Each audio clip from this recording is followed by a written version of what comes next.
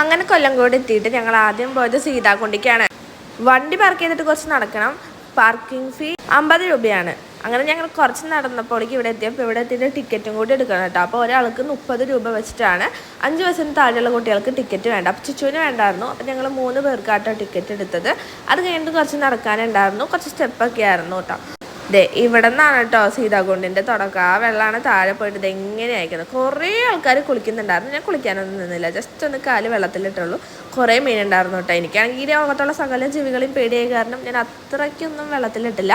അങ്ങനെ അത് കഴിഞ്ഞിട്ട് ഞങ്ങൾക്ക് ഭയങ്കര ക്ഷീണമായപ്പോൾ ഞങ്ങളൊരു കരിമ്പിൻ ജ്യൂസ് കുടിക്കാം എന്നുള്ള പ്ലാനിലായിരുന്നു കേട്ടോ. എനിക്ക് വലിയ ഇഷ്ടമായില്ല. അത് കഴിഞ്ഞിട്ട് ഞങ്ങൾ നേരെ എത്തിയത് പാടത്തേക്കാണ്. അപ്പോൾ അവിടെ എത്തിയപ്പോൾ തന്നെ കുറേ ഡെക്കറേറ്റിംഗ് ലൈറ്റ്സ് ഒക്കെ ഉണ്ട് കേട്ടോ. അത് ബാമ്പു വെച്ചിട്ടാണ് ഉണ്ടാക്കിയിരിക്കുന്നത്. ഞാൻ തൊട്ട് നോക്കിയായിരുന്നു.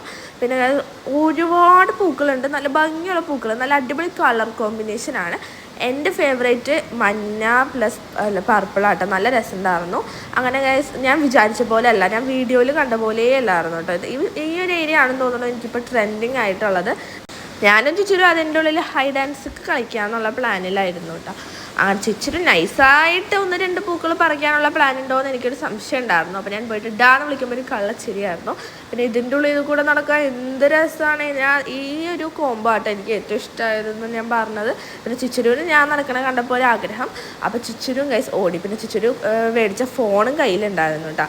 പിന്നെ അമ്മയ്ക്കും നല്ലൊരു ഇഷ്ടമായി കേട്ടോ. ഞങ്ങൾക്ക് എല്ലാവർക്കും നല്ലൊരു അടിപൊളി സ്പേസാണ്. പിന്നെ വെയിലുള്ള സമയത്ത് വന്നുള്ള കാര്യം പറയാമല്ലോ, എൻജോയ് ചെയ്യാൻ പറ്റില്ല.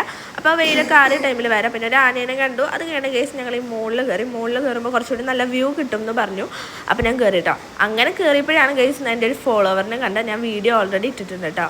പിന്നെ മുകളിൽ നിന്ന് അങ്ങോട്ടും ഇങ്ങോട്ടും കുറച്ച് നേരം നോക്കി. ചുച്ചുരുവിനെ പിന്നെ കയറ്റാൻ നിന്നില്ല കേട്ടോ. അവന് ചെറിയൊരു വാശി ഉണ്ടായിരുന്നു. ഞാൻ കയറ്റിയാൽ ശരിയാവില്ല, അവൻ വീഴും. പിന്നെ ഇതാണ് മുകളിൽ നിന്നുള്ള വ്യൂ കേട്ടോ. നല്ല രസമുണ്ടായിരുന്നു.